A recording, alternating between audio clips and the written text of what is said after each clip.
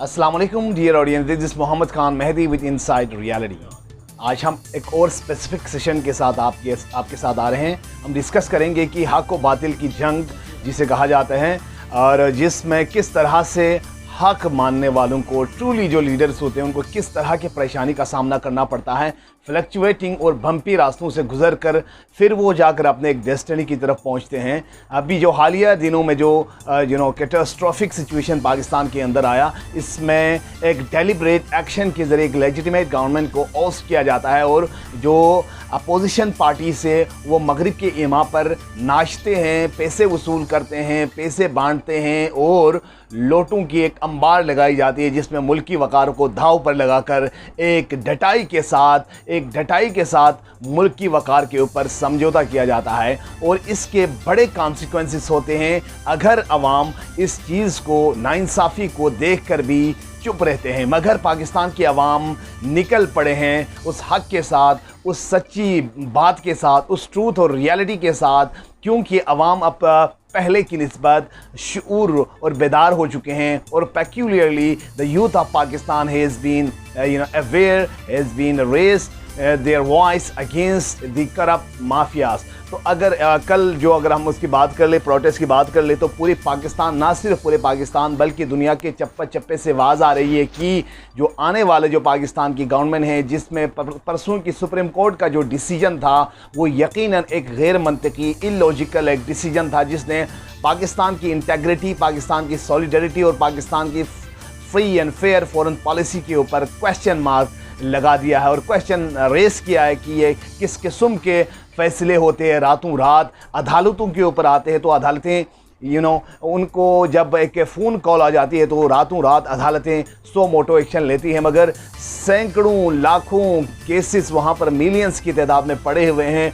और जिसके जो पेटिशनर्स थे, दरख्वास्त गुजार थे, वो बहुत सारे लोग इस दुनिया से गुजर चुके हैं कि इस आस में काश हमारे भी कोई सुनवाई होती। ये तमाम चीज़ें हमने आज डिस्कस करना है, और किस तरह से प्राइम मिनिस्टर इमरान खान ने अवाम को मोबिलाइज़ किया, अवाम के दिल जीत गए, और पाकिस्तान में शहर शहर, गली गली, करिया करिया, और इवन की UK, united state of America, Barcelona, Italy, Spain, Canada, हर ममालिक में उसके हक़ में मुजाहरे किए और एक वाज़ी अंदाज में जवाब दिया कि अवाम प्राइम मिनिस्टर इमरान खान के साथ है, अवाम खुददारी के साथ है, अवाम इंटेग्रिटी के साथ है, अवाम नेशनल इंटरेस्ट के साथ है, और इन करप्ट माफियाज़ को, इन करप्ट टोलों को जो पाकिस्तान के अवाम के ऊपर मुसल्लत किया जा रहा है, उसको अवाम यकसर मुस्तरद करते हैं। ये एक खुशाइन बात है कि अब हम एक डिसाइसिव फेस में दाखिल होने जा रहे हैं। बकौल प्राइम मिनिस्टर इमरान खान, जब कोई नाइंसाफ़ी, जब कोई गद्दार कौम के ऊपर मुसल्लत किया जाता है, तो डिसीजन करने वाला आखिरकार अवाम होता है। And the masses are the absolute and final option, final answer to all the ill designers who are spoiling the image of the country, who are compromising on the core issues of the country, who are ready to go at any extreme position for the sake of accumulation of the wealth, for the sake of plundering, looting, and they are just grabbing money by hooks or by crooks. So इस हवाले से हम बात कर लेंगे किस तरह से पाकिस्तान की हालिया जो डिस्ट्रेस है, पॉलिटिकल टर्माइल है, उसको क्रिएट करने के में किस तरह इंटरनेशनल कुव्वत और नेशनल जो पावर से, जो अपोजिशन पार्टी से, उनका किस तरह मुलविस हाथ है, और हमारी स्टेट इंस्टीट्यूशन क्यों खामोश तमाशाई बने हुए हैं। इस हवाले से बात कर लेंगे किस तरह से हम पाकिस्तान की सालमियत को और आने वाले फ्यूचर को इनएविटेबल बना सकते हैं, और दुश्मनों को हम करारा जवाब दे सकते हैं, या हम सब्जुएट होकर रहेंगे, ग़ुलामी की ज़िंदगी बसर करते रहेंगे। ग़ुलामी के हवाले से भी हम बात कर लेंगे किस तरह से हमें धकेला जा रहा है फ़िज़िकल स्लेवरी से निकाल कर, जो मगरिब के 5th जनरेशन वार के तौर पर हमें मेंटल स्लेवरी के अंदर रखा जा रहा है। अब इमरान ने शूर दिया आवाम को। इससे पहले हमारे न्यूली ऑडियंस से गुजारिश है कि आप हमारे चैनल को सब्सक्राइब कर लें, बेल आइकन पर क्लिक करें, ताकि आप मस्तनद खबरों के लिए हमसे जुड़े रहें। So let's move towards this story again. We will talk on the ongoing sessions, ongoing political distress in the country, और इस हवाले से जिस तरह से प्राइम मिनिस्टर इमरान खान ने अवाम को एक मुकम्मल आगाही दी, एक शऊर दी, क्योंकि वो सच की बात कर रहा था। वो चाहता है कि आपकी अक़दार बुलंद हो, आपकी सेल्फ रियलाइजेशन और जो रिस्पेक्ट इस्टीम है किसी की नेशन को गॉज करने का, नापने के लिए जो डेवलप कंट्रीज़ थे वो उसकी अक़दार से, मोरालिटी से जजते हैं। आपके पैसे, आपके आलू टमाटर की कीमत से वो नहीं जजते हैं। हाँ, आवाम को रिलीफ मिलनी चाहिए, इन्फ्लेशन की बात होनी चाहिए, इन्फ्लेशन को डिक्रीज और डिमिनिश होनी चाहिए, मगर जब मोरालिटी और नेशनल इंटीग्रिटी और नेशनल इमेज पे आता है तो ये चीज़ें सेकेंडरी ऑप्शन में चली जाती है। वो कौमें तरक्की कर पाती है जो अपने नेशनल जो हीरोज़ होते हैं, जो अपने अक़दार के मानने वाले लीडर्स होते हैं, उनकी कहने पर लब्बैक कहते हैं और हक के साथ और बातिल के ख़िलाफ़ खड़े होते हैं। Unfortunately after the demise of the holy prophet सल्लल्लाहु अलैहि वसल्लम, अगर आप इस्लाम की तारीख़ को उठाकर देखें तो डेस्पोटिक मोनार्कीज़ आए, इस्लाम के ऊपर मुसल्लत हो गए, आवाम को सब्जुगेट किया, आवाम को बोलने नहीं दिया, हक़ को दबा दिया। आप वाक़या करबला देखें, it's the glaring example even in the history of Islam.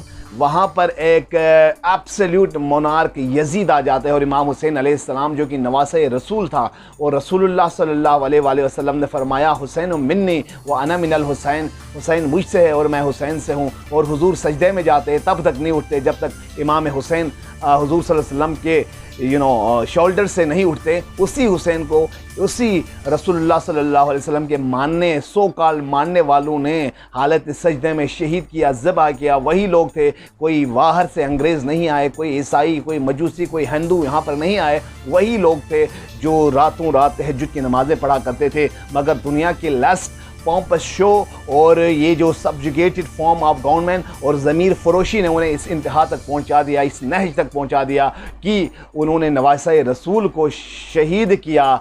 और वो कहते हैं कि जल्दी शहीद करो कि हमने अजान पढ़ना है और नमाज़ पढ़ना है। ऐसी नमाज़ों पे लानत हो, ऐसी नमाज़ों पे अल्लाह ताला के कहर और अज़ाब हो। यही सिचुएशन आज भी प्रिवेल करते हैं। आज भी मुफ्ती बिकते हैं, आज भी मुल्ला बिकते हैं, आज भी सियासतदान बिकते हैं, आज भी आलिम बिकते हैं, आज भी काजी बिक रहे हैं। और काजी 2 नंबर बन गए हैं। वो अपनी अना की खातिर, वो अपनी मफाद की खातिर तरह के मनगढ़ंत फैसले बनाते हैं। जब वो चाहते हैं तो एक बंदे को कातिल बना देते हैं और अगले दिन उसी को ताज पहनाया जाता है। सानिया माइल टाउन आपके सब के सामने हैं। सानिया मनी लॉन्ड्रिंग के केसेस, इस तरह के बेशुमार केसेस, जिस तरह सुप्रीम कोर्ट में सैकड़ों कातिल, जिस तरह से सैकड़ों मुसलमानों के कातिलों को एक हार पहनाकर छोड़ा जाता है। शहबाज शरीफ डायरेक्टली मुलविस है, राना सनाउल्लाह, इन तमाम की एक प्लॉट से सानिया मॉडल टाउन आप देखें कितना भयानक औरतों के ऊपर स्ट्रेट फायरिंग की गई। उसके पेंडिंग केसेस अभी है, उसके टाइम नहीं हुआ, सुप्रीम कोर्ट को 5-10 साल गुजर गए, मगर अचानक एक यूनिलेटरल डिसीजन आकर एक existing incumbent true honest dignified leader को हटाया जाता है। तो ऐसे मुल्क के लिए फिर सर्वाइव करना मुश्किल होता है। मगर जब कल जब अवाम की अदालत लगी और अवाम ने ये वाज़िह अंदाज में जवाब दिया कि हम अब मगरिब की सब्जुगेशन को हम बिल्कुल कबूल नहीं करेंगे, हम अब अपने फीट पर खड़े होंगे, अमेरिका की डिक्टेशन हमें नहीं चाहिए, हमें स्टॉक मार्केट से कोई दरकार नहीं। जब आपके पास स्टॉक मोरालिटी ना हो तो obviously we reject every sort of imperial power and imperial dictation. और लंदन से लेकर अमेरिका से लेकर ईस्ट से वेस्ट तक सब की यही आवाज़ है, we reject imported government and absolutely not. हम अमेरिका को कहते रहेंगे। अब इंटरनल और एक्सटर्नल पावर सबको अपनी होश के नाखून संभालना चाहिए कि अगर मुल्क में सालमियत चाहते हैं, अगर मुल्क में खुशहाली चाहते हैं तो ऑब्वियसली आपको आना होगा अक़दार की जानिब, हक़ की जानिब, सच्चाई की जानिब। और जो लेजिटिमेट गवर्नमेंट है उनको बहाल किया जाए और जो इम्पोर्टेड गवर्नमेंट है उसको आवाम पर मुसल्लत करने की कोशिश को तर्क किया जाए, क्योंकि वो ड्रैकोनियन और आउटडेटेड प्रिमिटिव अप्रोच अब ख़त्म हो चुके हैं। अब हर बंदे के अंदर ग्लोबलाइज वर्ल्ड है, हर बंदे के अंदर मोबाइल, सेल फोन है, इंटरनेट है, एक दुनिया है अपने हाथ में समाये हुए हैं। आप आवाम की आवाज़ को नहीं रोक सकते। और जब अवाम की अदालत सही तरह से लगेगी तो इन तमाम जो भी इन चीज़ों में शामिल हैं, मुलविस से इन जो कॉन्स्पिरेसी थीरी में, वो जब घसीटे जाएंगे तो वो बड़ा इंसाफ वाला दिन होगा। और जालिम के ऊपर जब हक़ की मैदान लगेगी, सच्चाई की जस्टिस होगी, वो देखने वाला होगा। पाकिस्तान वतन अजीज़ को बहुत सारे चैलेंजेस का दरकार है, दुश्मन हर तरफ से घेरे हुए। अगर हम फिर भी हमारी क़ुव्वतें और अमेरिका और नीचे पाकिस्तान के अपोजिशन पार्टीज़ मिलकर पाकिस्तान की इमेज स्पॉइल करने की कोशिश करेंगे तो ये सब्जुगेट होकर रहेंगे। आपके ऊपर ड्रोन अटैक्स, आपके एड्स, एम्यूनिशन के सहारे चलते रहेंगे। आपकी कोई नेशनल इंटेग्रिटी, नेशनल इमेज नहीं होगी। आने वाले नस्लें आपकी सब्जुगेटेड और गुलाम बन के रहेंगे। तो जो मैसेज इमरान खान ने दिया है ऑब्वियसली ये ट्रूली इस्लामिक और कुरान और सन्ना के मुताबिक है। और हम दिल की आवाज़ को अनबाइस होकर एक एनालिसिस कर ले और सोचे कौन हक की बात बता रहे हैं। तो obviously we must stand firmly with mister Imran Khan in building and formulating a sustainable structure of Pakistan so that we can have free, fair and transparent country, progressing by leaps and bounds ahead with the developed nations। इस तरह से हम एक मकाम बना सकते हैं। मेरा तरीक अमीरी नहीं फ़कीरी है, खुदी न बेच गरीबी में नाम पैदा कर, खुदा अगर दिल फितरत चनाज दे तुझको, मकाम में लाला व गुल से कलाम पैदा कर। This was something from my side. Obviously हम सबको चाहे कि आने वाले दिनों में जो भी तहरीक चलती है mister prime minister Imran Khan का साथ देना चाहिए। सड़कों पर निकले जब तक इन इम्पोर्टेड जो रिजीम है वो रिजेक्ट नहीं होते हैं, उनको जेलों में नहीं डाले जाते हैं, अवाम चैन से न बैठे और हक का साथ दे दे, बातिल के ख़िलाफ़ लड़ें। यही इस्लाम का और यही कुरान और यही रसूलुल्लाह सल्लल्लाहु अलैहि वसल्लम का पैगाम है, यही उसवे रसूल है और यही मिशन हुसैनी है। इस मिशन को कभी भी झुकने नहीं देना। इंशाअल्लाह पाकिस्तान सुरखरू होगा। ज़ीरो समझ पर माई साइड। हमारे न्यूली ऑडियंस से गुजारिश है कि आप हमारे चैनल को सब्सक्राइब करें, बेल आइकन पर क्लिक करें ताकि मस्तनद खबरों के लिए आप हमसे जुड़े रहें। Thank you for watching my channel. Take care.